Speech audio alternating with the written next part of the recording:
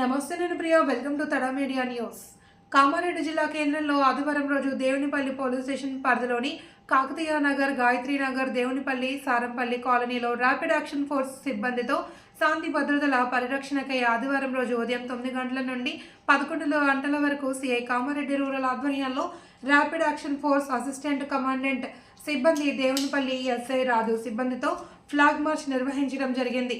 శాంతి భద్రతల పరిరక్షణకై ప్రజలందరూ సహకరించాలి అని, ఎల్లవేళలా పోలీస్ సిబ్బంది అందుబాటులో ఉంటుంది అని దేవునిపల్లి ఎస్ఐ రాజు తెలిపారు.